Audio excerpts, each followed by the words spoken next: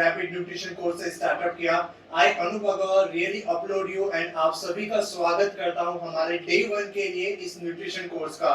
इस nutrition course को startup करने से पहले गाइस मेरी तरफ से कुछ रिक्वेस्ट है आपके लिए। अगर ये रिक्वेस्ट आप फॉलो करेंगे तो आपके लिए बेस्ट रहेगा इस न्यूट्रिशन के कोर्स को सही तरीके से ग्रैब करने के लिए एंड लेटर ऑन उसे आप अपने फील्ड में या लाइफ में सही तरीके से अप्लाई कर सकते हैं।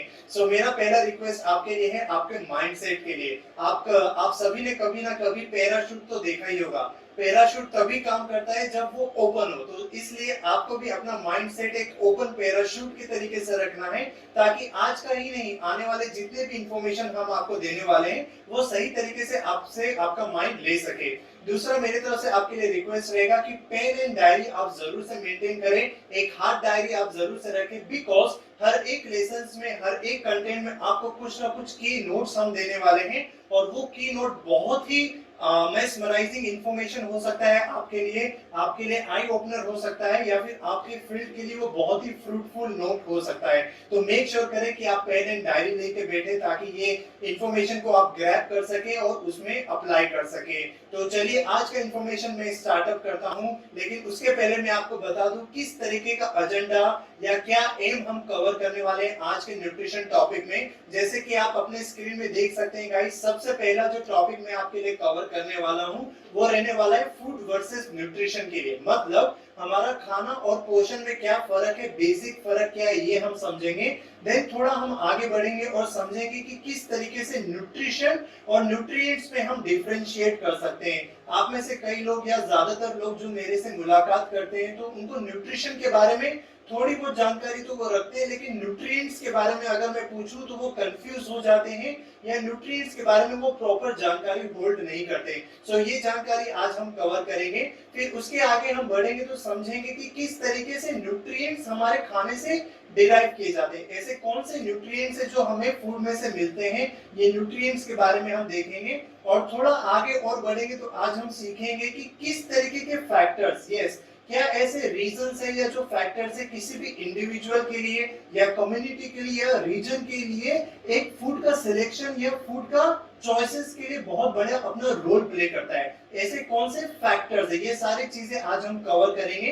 तो क्विकली हम सबसे पहले आगे बढ़ते हैं अपना फूड और न्यूट्रिशन के बारे में समझने के लिए। वैसे तो फूड और न्यूट्रिशन हम डेली बेसिस पे इससे घुल मिलते हैं, लेकिन कई लोग ऐसे हैं जो इसे डिफरेंशिएट नहीं कर पाते। तो मैं आपको सिंपल भाषा में समझा दूं, फूड वो चीज है जो हम खाते हैं जब भी हमें भूख लगे या भूख नहीं भी लगे। यस आपने सही सुना, फूड वो चीज है जो हम खाते हैं जब भी हमें भूख लगे या नहीं लगे। और साथ ही साथ हम फूड इसलिए भी खाते हैं ताकि हमारे शरीर में जो अलग अलग फंक्शंस होते हैं डेली बेसिस पे, जैसे कि आप अपना डाइजेशन देख सकते हैं, एक्सक्रीशन का सिस्टम देख सकते हैं, मेटाबॉलिज्म देख सकते हैं, ये सारे प्रोसेस को फुलफिल करने के लिए बॉडी की जो जरूरत होती है वो होती है फूड, इसलिए हम फूड का सेवन करते हैं। वहीं अगर हम दूसरे जगह पे अब देखें न्यूट्रिशन के बारे में, तो न्यूट्रिशन वो चीज है जो हमारे शरीर की एक्चुअल जरूरत है। और ये चीज को आप सही तरीके से समझेंगे इस की नोट पे।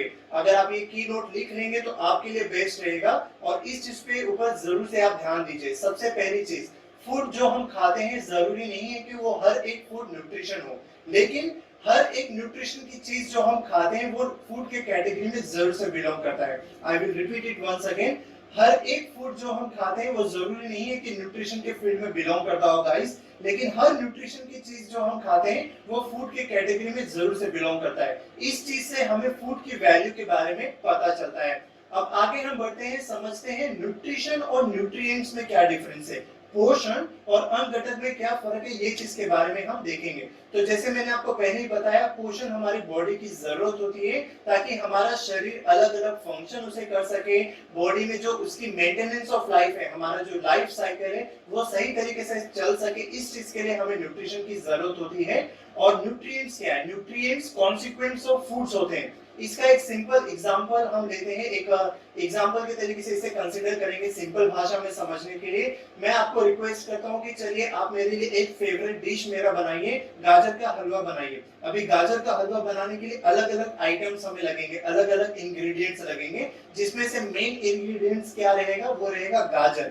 उसी तरीके से जब हम फाइनल डिश कोई भी डिश बनाए तो उसमें अलग अलग इंग्रेडिएंट्स हमें लगते हैं। सेम वे फूड जो है, फूड में अलग अलग कॉन्सिक्वेंट्स पाए जाते हैं, या उसे इंग्रेडिएंट्स के तरीके से आप समझ सकते हैं, जैसे कि प्रोटीन हो गया, फैट हो गया, मिनरल्स हो गए, माइक्रोन्यूट्रिएंट्स हो गए, फाइटोन्यूट्रिएंट्स हो गए, ये सारी चीजें कॉन्सिक्वेंट्स क्या है, इसे न्यूट्रिएंट्स कहा जाता है। और इस चीज के बारे में थोड़ा और अच्छे से समझने के लिए हमारे ग्रंथों में और आयुर्वेद में बहुत पहले ये चीज कही गई है, जो आप अपने स्क्रीन में देख सकते हैं। आयुर्वेद में क्या कहा गया है गाइस, कि जब हमारा खाना पीना, जब हमारा डाइट गलत है तो मेडिसिन लेने का कोई मतलब नहीं है। और अगर हम अपना डाइट प्लान सही तरीके से मेंटेन करते हैं या करेक्ट फॉर्म में उसे लेते हैं, सही तरीके से न्यूट्रिशन और न्यूट्रिएंट्स प्रोवाइड करते हैं, तब हमें मेडिसिन लेने की कोई जरूरत ही नहीं है। Isn't it interesting? जरा समझिएगा, जब डाइट प्लान हमारा गलत है तो हमारा खाना पीना सही तरीके से लेने का कोई मतलब नहीं है। और जब हम डाइट प्लान सही तरीके से फॉलो कर रहे हैं, करेक्ट फॉर्मेट में ले रहे हैं, तो मेडिसिन लेने की हमारे लाइफ में हमें उसकी जरूरत ही नहीं रहेगी। और इस चीज के लिए आने वाले जो लेसन्स के बारे में मैं आपको बताने वाला हूँ, वो बहुत ही अमेजिंग रहने वाला है, बिकॉज हम कुछ टॉपिक्स ऐसे भी कवर करेंगे आपके लिए, जिसमें आप सीखेंगे कि किस तरीके से हमारा लाइफ या हम अपना जीवन शैली मेडिसिन फ्री जी सकते हैं। फिलहाल के लिए मैं आगे बढ़ता हूँ, हमारे टॉपिक को आगे बढ़ाता हूँ। जैसे मैंने आपको प्रॉमिस किया था कि आज हम अलग अलग फैक्टर्स के बारे में भी समझेंगे, जो किसी भी इंडिविजुअल या कम्युनिटी के लिए अपना रोल प्ले करता है। और ये जो टॉपिक है, ये टॉपिक बहुत बड़ा है, ये बहुत बड़ा वास्ट टॉपिक है, जिसके बारे में अभी मैं आपको थोड़े समय में फ्लो चार्ट बताने वाला हूँ। उसमें आप देखेंगे कि कितने सारे फैक्टर्स हर एक इंडिविजुअल के लिए या रीजन के लिए प्ले करते हैं। और आपके लिए सबसे बेस्ट ये रहेगा कि मैं आपको ये क्रिस्प नॉलेज देने वाला हूँ, ताकि इस फैक्टर्स को, इसके रूल्स को हम समझ सकें। तो सबसे पहले हम फ्लो चार्ट को स्टडी करेंगे। जैसे आप देख सकते हैं, फूड के लिए हमारा आ जाता है सबसे पहला factor physical environment. Physical environment में भी तीन चीजें आ जाती हैं, आपका लोकेशन क्या है, आप जिस लोकेशन में बिलोंग करते हैं उसका क्लाइमेट चेंजेस कैसा हो रहा है, देन वेदर कैसा है, इस चीज के बारे में भी हम समझेंगे।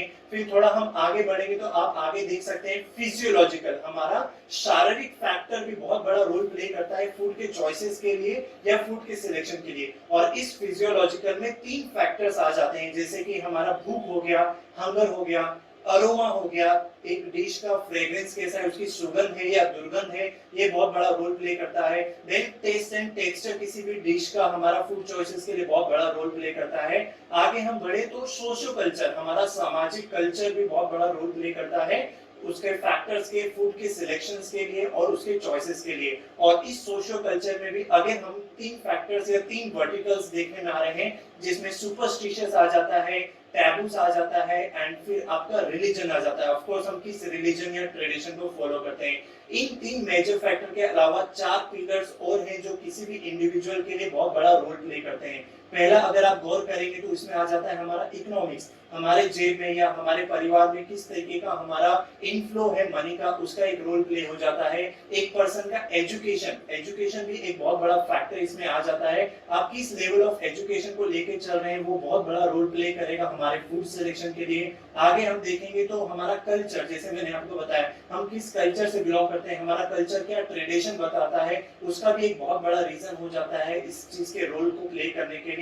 एंड लास्टली हमारा साइकोसोशल, हमारा जो साइकोलॉजिकल है, साइकोलॉजिकल फैक्टर भी बहुत बड़ा रीजन प्ले हो जाता है किसी भी इंडिविजुअल के लिए फूड का सिलेक्शन के लिए। तो चलिए अब हम आगे बढ़ते हैं ये अलग अलग फैक्टर्स के बारे में समझने के लिए, जिसमें से जो सबसे पहला फैक्टर आ जाता है, जैसे हमने फ्लो चार्ट में देखा, फिजिकल एनवायरनमेंट। हमारे फिजिकल एनवायरनमेंट में जो फर्स्ट वर्टिकल है वो है लोकेशन। एक इंडिविजुअल या कम्युनिटी किस लोकेशन में रहता है उसका बहुत बड़ा रीजन बन जाता है किसी भी फूड प्रोडक्ट को चॉइस करने के लिए, उसके सिलेक्शन के लिए। अभी आप में से कई हो सकता है ऐसे लोकेशंस को जानते भी होंगे जहां पे इजीली ग्रोसरी आइटम्स अवेलेबल नहीं है, फ्रूट्स एंड वेजिटेबल्स उस कम्युनिटी के लिए अवेलेबल नहीं हो पाता, जिसकी वजह से वहां पे डिफरेंट चैलेंजेस उस इंडिविजुअल को या उस कम्युनिटी को देखने में आता है। देन आगे हम फिजिकल एनवायरनमेंट में दूसरा वर्टिकल अगर हम देखें तो होता है क्लाइमेट, मौसम। मौसम भी एक बहुत बड़ा रोल प्ले कर देता है किसी भी पर्सन के लिए या कम्युनिटी के लिए फूड के सिलेक्शन के लिए। कई जगह ऐसे हैं जहां पे ड्रास्टिक क्लाइमेट चेंज हो जाते हैं, जिसकी वजह से जो एग्रीकल्चरल यील्ड है जो प्रोडक्टिविटी आनी चाहिए हमारे खेतों की किसान के द्वारा वो नहीं निकल पाती, और अल्टीमेटली जो फाइनल पर्सन है उसको इस चीज के वजह से चैलेंजेस देखना पड़ता है, किसानों को अपने अर्निंग के हिसाब से इसके लिए चैलेंजेस देखना पड़ता है। अभी हम आगे बढ़े तो हमारा जो तीसरा वर्टिकल आता है फिजिकल एनवायरमेंटल में गाइस, वो आता है हमारा वेदर। हो सकता है आप में से कई लोग किसान के बैकग्राउंड से बिलोंग करते हो या फिर आपके पेरेंट्स किसान के बैकग्राउंड से बिलोंग करते होंगे, तो इस पॉइंट को बहुत हद तक आप समझेंगे वेदर के बारे में। आज ग्लोबल वार्मिंग की वजह से किस तरीके के चैलेंजेस दुनिया भर में आ रहे हैं ये मुझे बताने की जरूरत नहीं है, आप बहुत अच्छे से जानते हैं। आज की डेट पे किसान लोगों को ये नहीं पता है कि कब सूखापन आ जाए या कब ग्लोबल वार्मिंग की वजह से फ्लड आ जाए, मौसम चेंज होने की वजह से ये शिकायतें आ जाएं, तो इस वजह से भी उस कम्युनिटी को इस चीज का फेस करना पड़ सकता है चैलेंज के तौर पे। अब हम आगे बढ़े, आगे किस तरीके के दूसरे फैक्टर्स रोल प्ले करते हैं तो आप अपने स्क्रीन में देख सकते हैं। फिजियोलॉजिकल, दैट इज हमारा फिजियोलॉजिकल फैक्टर में हमारा जो शारीरिक फैक्टर्स है किसी भी फूड सिलेक्शन में किस तरीके से अपना रोल प्ले करता है, जिसमें सबसे पहला फैक्टर या सबसे पहला जो वर्टिकल देखने में आता है वो होता है हमारा हंगर। हम ज्यादातर लोग अगर मैं देखूं तो जो भूखे रहते हैं या जब वो भूख लगती है उनको तो वो कुछ भी फूड आइटम्स खा लेते हैं। व्हाई? बिकॉज उनको जस्ट अपने पेट को शांत करना है, सेटिस्फाई करना है। इस वजह से भूख के सिचुएशन में वो ज्यादा फोकस नहीं करते हैं कि खाने वाला आइटम कितना न्यूट्रिशियस है या कितना हेल्दी है। इट्स जस्ट कि हंगर को सेटिस्फाई करना है, तो वो एक रोल प्ले हो जाता है फूड सिलेक्शन के लिए। आगे हम बढ़े तो जैसे मैंने आपको पहले बताया हमारा अरोमा, एक डिश का सुगंध कैसा है, उसका फ्रेग्रेंस कैसा है या उसकी दुर्गंध कैसी है, उसका भी एक बहुत बड़ा रोल प्ले हो जाता है। इस चीज के लिए एक एग्जांपल हम लेते हैं। लेट सपोज मैं आपको बोलता हूँ कि चलिए आज मैं एक वॉक पे चलते हैं, एंड जब हम वॉक पे जा रहे हैं तो हम देखते हैं कि बहुत सारे street food side by side लगे हुए हैं, एंड वो स्ट्रीट फूड्स में से बहुत अच्छे फ्रेग्रेंस हमें आ रहे हैं जिसकी वजह से वो डिशेस हमें अट्रैक्ट करती है एंड अल्टीमेटली हम उसे परचेज करते हैं एंड खाते हैं। अभी इसी तरीके को हम दूसरे एग्जांपल में लेके चलते हैं कि हमें फूड प्रोडक्ट का जो सुगंध आया, जो फ्रेग्रेंस आया, वो चीज लेने के लिए या खाने के लिए हम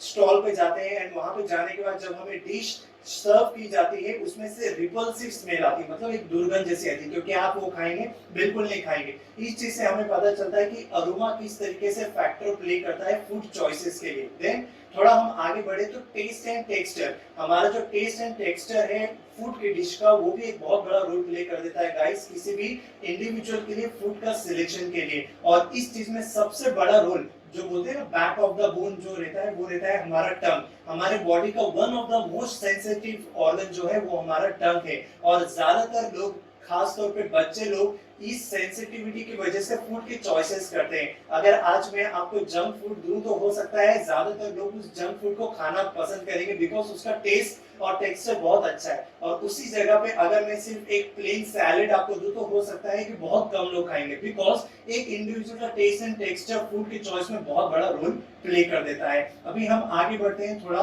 और देखते हैं अब हमारा सोशल कल्चर, हमारा जो सामाजिक कल्चर है वो किस तरीके से रोल प्ले करता है फूड के सिलेक्शन के लिए, और ये बहुत ही इंपॉर्टेंट चीज है समझने के लिए, and one of my favourite topic है इस चीज में जाने के लिए, जिसमें सबसे पहला जो चीज आ जाता है वो आता है सुपरस्टिशंस। यस, आपने सही सुना, आपका जो सुपरस्टिशंस है, हमारा जो अंधविश्वास है उस चीज में रोल प्ले होता है। हालांकि ये सुपरस्टिशंस भारतवर्ष की अगर मैं बात करूं तो ये रूरल पार्ट ऑफ इंडिया में हमारे गांवों में कस्बों में ज्यादा देखने में आता है एज कंपेयर टू हम अगर अर्बन एरिया कवर करें। किस तरीके से देखने में आता है इसका मैं एक एग्जांपल देता हूं आपको। कई लोग ऐसे हैं जो ये बिलीफ लेके चलते हैं या अंधविश्वास लेके चलते हैं कि प्रेग्नेंट वुमन को पाइनएप्पल या पपाया नहीं खाना है, इट्स बिकॉज वो अबॉर्शन के लिए लेके जाता है। सो ये एक तरीके से अंधविश्वास देखने में आता है। देन काफी लोग ऐसे हैं जो सुपरस्टिशंस लेके चलते हैं प्रेग्नेंट वुमन के लिए कि उनको मिल्क एंड सैफरन का इंटेक करना चाहिए ताकि उनका जो बेबी बॉर्न होगा वो बहुत फेयर होगा। सोचने वाली चीज है कि किस तरीके से 21st सेंचुरी में भी अंधविश्वास को देखा में आ रहा है एंड लोग इस चीज को ले रहे हैं अपने लाइफ साइकिल में। देन दूसरा अगर हम देखें जो फैक्टर इस चीज में आता है वो आता है टैबूज। टैबूज को अगर हम सिंपल भाषा में समझने की बात करें, फूड टैबूज की मोरेवर में बात करूं तो ऐसे फूड प्रोडक्ट जिसको प्रोहिबिटेड किया जाता है, मतलब जिसको नो बोला जाता है हमारे कल्चर में या रिलीजन में कि ये चीज का इंटेक नहीं करना है। और इसका एक कुछ एग्जांपल के तौर पे मैं बताऊं तो कुछ ऐसे एनिमल्स हैं या रेप्टाइल्स हैं जिसके मीट खाने के लिए मना किया जाता है बिकॉज वो फूड टैबूज के कंसिडरेशन में आता है। अभी तीसरा जो वर्टिकल हम देखेंगे वो आ जाता है हमारा रिलीजन। और फर्स्ट ऑफ ऑल मैं आपको बता दूं, मैं सभी रिलीजन को एडमायर करता हूं and I uphold every religion, so इस चीज को आप गलत वे में नहीं लीजिएगा। लेकिन रिलीजन भी बहुत बड़ा रोल प्ले करता है किसी भी पर्सन के लिए कि किस तरीके से उसका रिलीजन उसको फूड के पैटर्न में आप देखेंगे या खुद के ऊपर ऑब्जर्व करेंगे कि किस तरीके से आपका रिलीजन या फूड पैटर्न जो फॉलो होते हुए आ रहा है, आप उसी तरीके के फूड चॉइसेस मेक आउट कर रहे हैं अपने लाइफ में। इसका एक एग्जांपल दूं तो हिंदूज में बीफ खाने के लिए अलाउड नहीं है, बुद्धिस्ट एंड जैन्स में अगर हम देखें तो वो फ्लैश फूड्स या नॉन वेज के लिए मना किया जाता है। एंड बहुत सारे रिलीजन में आप देखेंगे फास्टिंग जो उपवास होता है उसके बारे में भी, फूड सिलेक्शन के बारे में आपको जरूर से खुद ही पता होगा, या फिर फास्टिंग के टाइम पे आप अपने माता पिता को भी पूछ सकते हैं, वो आपको और अच्छे से जानकारी इस विषय में देंगे। अभी हम थोड़ा आगे बढ़ते हैं और समझते हैं अलग फैक्टर्स के बारे में जो कि है हमारा एजुकेशन। जैसे मैंने आपको बताया था एक पर्सन का क्या लेवल ऑफ एजुकेशन है वो बहुत हद तक इन्फ्लुएंस करता है उसके फूड के सिलेक्शन के लिए। लेकिन इसमें एक दिलचस्प बात, एक इंटरेस्टिंग बात मैं आपको बताऊं तो कोई पर्सन हो सकता है कि न्यूट्रिशन के फील्ड में या हेल्थ के फील्ड में नॉलेज बहुत अच्छा रखता हो, लेकिन जरूरी नहीं है कि वो अपने लाइफ में वो न्यूट्रिशन की नॉलेज को अप्लाई करता हो। ये बहुत इंटरेस्टिंग बात है बिकॉज आमतौर पे जो लाइफ साइकिल मैं फॉलो कर रहा हूँ उसमें बहुत सारे हेल्थ प्रोफेशंस को मुझे मिलने का मौका मिलता है, तो उसमें ये चीज देखने में आती है कि वो person knowledge wise is good but लेकिन अपने लाइफ में वो चीज को फॉलो नहीं कर रहा है। लेकिन हाँ, एक पर्सन का लेवल ऑफ एजुकेशन उसके फूड के सिलेक्शन के लिए बहुत अच्छे तरीके से रोल प्ले कर सकता है अगर वो खुद उस चीज को फॉलो करना चाहता है। अभी हम आगे बढ़ते हैं, जो हमारा नेक्स्ट वर्टिकल देखने में आता है फैक्टर्स जो हमारे फूड सिलेक्शन में रोल प्ले करता है, वो आता है हमारा इकोनॉमिक्स। जैसे मैंने आपको पहले ही बताया, आपके जेब में पैसा कितना है, हमारे कम्युनिटी या आप जिस एरिया में रहते हैं वो उस एरिया का क्या स्टैंडर्ड ऑफ लिविंग है मनी वाइज, उसका भी बहुत बड़ा रोल प्ले हो जाता है फूड के सिलेक्शन के लिए। अगर प्रैक्टिकल बात मैं आपको बताने की कोशिश करूं तो आप इस चीज को बहुत अच्छे से समझेंगे और ग्रैब करेंगे।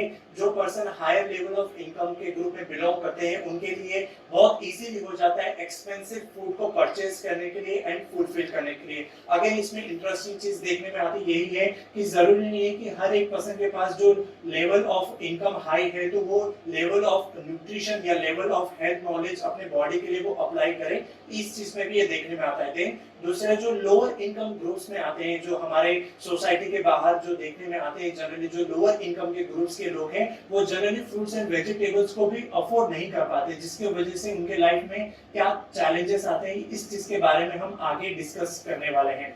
थोड़ा अब आगे बढ़ते हैं, दूसरा एक वर्टिकल हम कवर करेंगे अभी जिसमें हमारा आ जाता है साइको सोशल, यानी हमारी मानसिक स्थिति कैसी है उस हिसाब से भी हम अपना फूड का सिलेक्शन करते हैं। एक पर्सन जो भी फूड का इंटेक करता है उसको मानसिक सेटिस्फैक्शन, उसका साइकोलॉजिकल सेटिस्फैक्शन बहुत अच्छे तरीके से उसको मदद मिलता है। और इस चीज को समझने के लिए मैं आपको आज बोलूंगा कि आप अपनी मम्मी को या अपने लव्ड वंस को, अगर आप हस्बैंड है तो आप अपनी वाइफ को बोले या अपने स्पाउस को रिक्वेस्ट करें जो आपका फेवरेट डिश है, हो सकता है पिज्जा हो या कोई भी एक इंडियन फेवरेट डिश हो सकता है, उसको आप रिक्वेस्ट करें बनाने के लिए। एंड इमेजिन जब वो बना के आपको प्रिपेयर करके देंगे गाइस, तो जब आप उसका इंटेक करेंगे तो आप सिर्फ अपने स्टमक वाइज फील नहीं करेंगे, आप एक मानसिक स्थिति के वाइज से भी फुलफिल करेंगे जो आपको एक साइकोलॉजिकल सेटिस्फैक्शन प्रोवाइड करता है। व्हाई? बिकॉज फूड एक ऐसी चीज है जो हमारी साइकोलॉजिकल सेटिस्फैक्शन के लिए बहुत बड़ा रोल प्ले कर देता है। अभी हम थोड़ा आगे बढ़ेंगे, दूसरा एक फैक्टर कवर करेंगे जो आता है हमारा कल्चर। हम किस तरीके से कल्चर या ट्रेडिशन को फॉलो करते हैं या फिर फॉलो करते हुए आ रहे हैं, उसका भी एक बहुत बड़ा वैल्यू या बहुत बड़ा पैटर्न हमारे फूड के सिलेक्शन में ऑब्जर्व करने में आता है। आप जिस सर्कमस्टेंसेस में रह रहे हैं उस सर्कमस्टेंसेस में ही हमारा फूड का सिलेक्शन ज्यादातर हम लेने में आते हैं। और ये चीज का एग्जांपल मैं अगर कवर करूं, सिंपल भाषा में आपको समझाने की कोशिश करूं, तो हो सकता है आप में से कई लोग जॉब बैकग्राउंड में से हो या कुछ ऐसे ऑक्यूपेशन करते हो 9 to 5, जिसमें आप देखेंगे कि ज्यादातर मेजोरिटी लोग ऐसे हैं जो सुबह पहले नाश्ता किए बगैर ही अपने काम पे चले जाते हैं या बहुत ही लाइट नाश्ता करते हैं। देन काफी लोग ऐसे हैं जिनके ऑक्यूपेशन में देखने में आता है जो 7 से 8 बजे रिटर्न होते हैं, तो उनके कल्चर में ये ऑब्जर्व करने में आया है अगर उन्होंने अर्ली मॉर्निंग हेवी ब्रेकफास्ट किया है तो फिर वो लाइट डिनर करते हैं, या फिर कुछ ब्रेकफास्ट ही नहीं किया है तो फिर वो रात के टाइम पे जब रिटर्न होते हैं अपने काम से तो वो हेवी डिनर कर लेते हैं। सो इस तरीके का कल्चर या पैटर्न, ऑक्यूपेशन पैटर्न देखने में आता है एक फूड सिलेक्शन के लिए हमारे लाइफ साइकिल में। सो दिस इज ऑल जो मुझे आज आपके साथ शेयर करना था about day 1 I am very happy कि आपके साथ मैंने ये इन्फॉर्मेशन शेयर किया। मैं रियली आप सभी को कॉन्ग्रेचुलेट करता हूँ जिन्होंने भी ये डे 1 फिनिश किया है, एंड डे 2 में एक एक्साइटिंग इन्फॉर्मेशन एंड नॉलेज मैं आपके साथ शेयर करने वाला हूँ। So stay tune and will see you tomorrow with the day 2। All the best guys, do take care of your health and your family. Have a nice day. Thank you.